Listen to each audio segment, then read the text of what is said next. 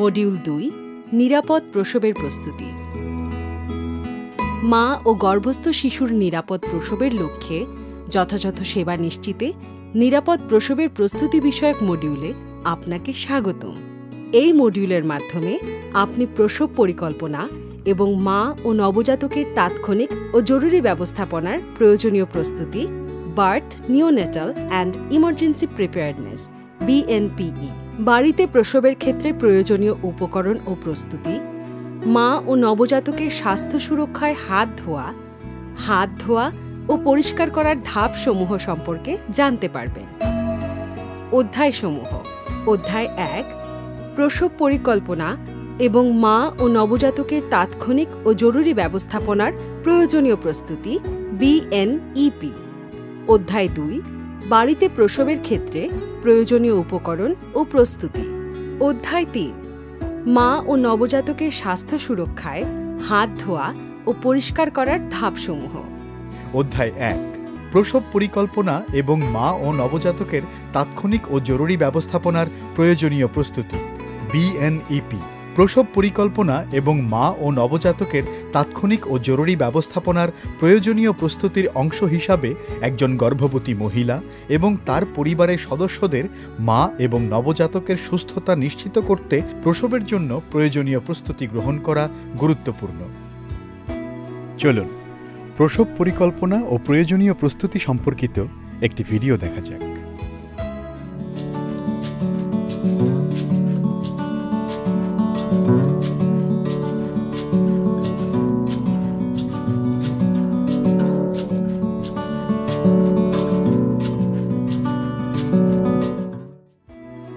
প্রতিটি প্রসবের পূর্বে প্রয়োজনীয় প্রস্তুতি। মা ও নবজাতকের মৃত্যু রোধে প্রতিটি প্রসবের পূর্বে প্রয়োজনীয় প্রস্তুতি গ্রহণ করা খুবই গুরুত্বপূর্ণ। প্রসবের পূর্ব প্রস্তুতির জন্য প্রসবের পূর্বেই দক্ষ প্রসব সেবাদানকারী ও সাহায্যকারী নির্বাচন করা ও জরুরি অবস্থায় করণীয় সমূহ বুঝিয়ে বলা। প্রসবের স্থান প্রস্তুত করা, হাত ধোয়ার ব্যবস্থা রাখা, কৃত্রিম শ্বাস দেওয়ার জায়গা প্রস্তুত রাখা, সমতল শুকনো জায়গা যেমন টেবিল, প্রয়োজনীয় সরঞ্জাম যথাস্থানে গুছিয়ে রাখা যেমন নিরাপদ ডেলিভারি কিট, সাকশন যন্ত্র, স্টেথোস্কোপ, ঘড়ি বা টাইমার, কৃত্রিম শ্বাসের জন্য ব্যাগ মাস্ক ইত্যাদি, এবং ব্যাগ মাস্কের কার্যকারিতা পরীক্ষা করা, এ সকল বিষয়ে লক্ষ্য রাখতে হবে। অধ্যায় ২ বাড়িতে প্রসবের ক্ষেত্রে প্রয়োজনীয় উপকরণ ও প্রস্তুতি। একজন মা প্রসবকালীন সময়ে জীবাণু সংক্রমণ দ্বারা আক্রান্ত হবার ঝুঁকিতে থাকেন এবং উক্ত সময়ে নবজাতকেরও সংক্রমিত হবার সম্ভাবনা খুব বেশি থাকে। তাই মা ও নবজাতককে সংক্রমণমুক্ত রাখার জন্য পরিষ্কার ও নিরাপদ প্রসব অত্যন্ত জরুরি। নিরাপদ ও পরিষ্কার প্রসবের পূর্ব শর্ত। নিরাপদ ও পরিষ্কার প্রসবের পূর্ব শর্ত ৬টি। এগুলো নিম্নরূপ: প্রসবের স্থান পরিষ্কার, সাহায্যকারীর হাত পরিষ্কার, প্রসবের পথ পরিষ্কার, প্রসবের পথে অনিরাপদ কোনো কিছু প্রবেশ না করানো, পরিষ্কার ও নিরাপদভাবে নবজাতকের নাড়ি বাঁধা, নিরাপদভাবে নাড়ি কাটা ও ৭.১% ক্লোরোহেক্সিডিনের ব্যবহার। বাড়িতে প্রসবের প্রস্তুতি। গর্ভবতী মা ও তার পরিবারকে অবশ্যই স্বাস্থ্যকেন্দ্রে প্রসবের জন্য পরামর্শ দিতে হবে। যদি পরিবারটি স্বাস্থ্যকেন্দ্রে প্রসব করাতে রাজি না হয় এবং বাড়িতেই প্রসবের সিদ্ধান্ত গ্রহণ করে, সেক্ষেত্রে দক্ষ প্রসূতি সেবাদানকারীর সাহায্যে পরিষ্কার ও নিরাপদ প্রসবের যথাযথ প্রস্তুতি গ্রহণের জন্য মা ও তার পরিবারকে নিম্নলিখিত পরামর্শ দিতে হবে। প্রসবের স্থান। প্রসবের স্থানটি পরিষ্কার ও শুকনো সমান হতে হবে। প্রসবের স্থানের উপর পরিষ্কার কাঁথা অথবা মাদুর অথবা কম্বল বিছাতে হবে, যা রাবার ক্লথ বা প্লাস্টিক শীট দিয়ে ঢেকে দিতে হবে। রাবার ক্লথ বা প্লাস্টিক মায়ের কোমরের নিচ পর্যন্ত দিতে হবে। উষ্ণতা। শীতকালে ঘরের দরজা জানালা বন্ধ রাখতে হবে যাতে শিশুটি ঠান্ডা না হয়ে যায়। প্রয়োজনে ঘর উষ্ণ রাখার ব্যবস্থা নিতে হবে। আলো। প্রসব স্থানে পর্যাপ্ত আলো থাকা দরকার। প্রয়োজনে অতিরিক্ত আলোর ব্যবস্থা নিতে হবে, যেমন চার্জার লাইট। দক্ষ প্রসব সেবাদানকারী ও সাহায্যকারী নির্বাচন। প্রসবের পূর্বেই দক্ষ প্রসব সেবাদানকারী ও সাহায্যকারী নির্বাচন করে রাখতে হবে। নিরাপদ প্রসবের জন্য অবশ্যই প্রসব সেবাদানকারী ও সাহায্যকারীর হাত যথাযথভাবে হাত ধোয়ার 6টি ধাপ অনুযায়ী ধুয়ে নিতে হবে। জরুরি অবস্থায় সাহায্যকারীর কি করণীয় তা পূর্বেই বলতে হবে। একজন সাহায্যকারী প্রসবে সহায়তা দেবেন ও মার যত্ন নেবেন এবং অপর সাহায্যকারী নবজাতকের পরিচর্যা করবেন, যেমন নবজাতককে মোছানো, নবজাতকের শ্বাস প্রশ্বাস লক্ষ্য করা, নবজাতকের নাড়ি বাঁধা ও কাটা। 7.1% ক্লোরোহেক্সিডিন নাভিতে একবার প্রয়োগ করা, দ্রুত মায়ের ত্বকের স্পর্শে রাখতে সহায়তা দেয়া, জন্মের পরপরই মায়ের দুধ খাওয়ানো শুরু করতে সহায়তা দেয়া, যদি বিপদচিহ্ন দেখা দেয় দ্রুত স্বাস্থ্যকেন্দ্রে নিয়ে যাওয়া, বাড়িতে প্রসবের উপকরণ সংগ্রহ করা। প্রসবের আগে প্রসবের প্রয়োজনীয় জিনিসপত্র জোগাড় করে রাখতে পরিবারকে উৎসাহিত করতে হবে। প্রসবের জন্য নিম্নলিখিত জিনিসগুলো গর্ভবতী মহিলা অথবা তার পরিবারের সদস্যকে জোগাড় করে রাখতে হবে।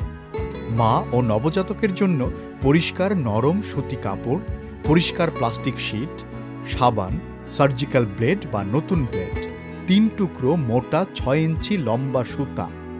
ব্লেড ও সুতা জীবাণুমুক্ত করার জন্য পানি ফোটানোর একটি ঢাকনাযুক্ত পাত্র, 7.1% ক্লোরোহেক্সিডিন, গ্লাভস, ঘড়ি, টর্চ, ময়লা ফেলার পাত্র, প্রসবের পরে ব্যবহারের জন্য পরিষ্কার কাপড় বা স্যানিটারি প্যাড। জীবাণুমুক্ত নতুন ব্লেড ও জীবাণুমুক্ত সুতা প্রস্তুত রাখা। নাড়ি বাঁধার জন্য পরিষ্কার পানিতে সিদ্ধ করা জীবাণুমুক্ত সুতা ব্যবহার করতে হবে। নাড়ি কাটার জন্য সার্জিক্যাল ব্লেড বা পানিতে সিদ্ধ করা জীবাণুমুক্ত নতুন ব্লেড ব্যবহার করতে হবে। সার্জিক্যাল ব্লেড ব্যবহার করাই উত্তম, কারণ সার্জিক্যাল ব্লেড জীবাণুমুক্ত করা থাকলে ব্যবহারের পূর্বে জীবাণুমুক্ত করার ঝামেলা থাকে না। ব্লেড ও সুতা জীবাণুমুক্ত করার উপকরণ: নতুন ব্লেড ও সুতা, একটি ঢাকনাযুক্ত পাত্র, পরিমাণ মতো পরিষ্কার পানি। পানি ফুটে ওঠার পর 30 মিনিট পর্যন্ত ফুটন্ত পানিতে ব্লেড ও সুতা সিদ্ধ করতে হবে। স্থানীয়ভাবে সময় গণনা করা কঠিন হলে পানির সাথে কয়েকটি চাল দেয়া যেতে পারে। চাল সম্পূর্ণভাবে সিদ্ধ না হওয়া পর্যন্ত ঢাকনাযুক্ত পাত্রে ব্লেড বা সুতা ফুটাতে হবে। 7.1% ক্লোরোহেক্সিডিন, 7.1% ক্লোরোহেক্সিডিন ড্রপার বোতল প্রস্তুত রাখতে হবে। নাড়ি কাটার পর নাড়ির কাটা অংশে শুধুমাত্র একবার 7.1% প্রয়োগ করতে হবে এবং পরবর্তীতে নাভি শুকনো রাখতে হবে। অন্য কোনো কিছুই ব্যবহার করা যাবে না। বিলম্বে নাড়ি কাটার 1 থেকে 3 মিনিট পর নাড়ির কাটা অংশে শুধুমাত্র একবারে বোতলের পুরোটাই 7.1% ক্লোরোহেক্সিডিন প্রয়োগ করতে হবে এবং পরবর্তীতে নাভি শুকনো রাখতে হবে। অন্য কোনো কিছুই ব্যবহার করা যাবে না। নবজাতকের জন্য 2টি পরিষ্কার নরম শুকনো কাপড়। নবজাতককে মোছানোর জন্য 2 টুকরো নরম শুকনো সুতি কাপড় রাখতে হবে। জন্মের পরপরই একটি পরিষ্কার শুকনো কাপড় দিয়ে যত তাড়াতাড়ি সম্ভব নবজাতককে মুছতে হবে ও ভেজা কাপড় সরিয়ে ফেলে আরেকটি শুকনো কাপড় ব্যবহার করতে হবে। গ্লাভস, রক্তের মাধ্যমে ছড়ায় এমন রোগ থেকে সুরক্ষার জন্য হাত ধোয়ার পর গ্লাভস ব্যবহার করতে হবে। গ্লাভস মা ও সেবাদানকারী উভয়কেই জীবাণুমুক্ত থাকতে সহায়তা করে। মিসোপ্রোস্টল বড়ি, প্রসব পরবর্তী রক্তক্ষরণ প্রতিরোধে 2টি মিসোপ্রোস্টল বড়ি সন্তান প্রসবের পূর্বেই প্রস্তুত রাখতে হবে। সন্তান প্রসবের 1 মিনিটের মধ্যে ও গর্ভফুল বের হবার আগে গর্ভে আর কোনো সন্তান নাই এটা নিশ্চিত হবার পর মাকে 2টি মিসোপ্রোস্টল বড়ি খাওয়াতে হবে। চলুন এই বিষয়ে একটি ভিডিও দেখা যাক।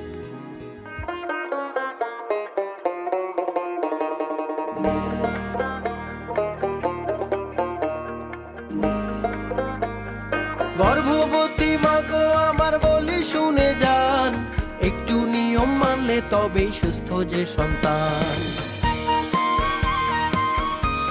গর্ভকালে কমপক্ষে 4 বার যান নিকটস্থ হাসপাতালে অথবা স্বাস্থ্যকেন্দ্রেতে পরীক্ষা করান।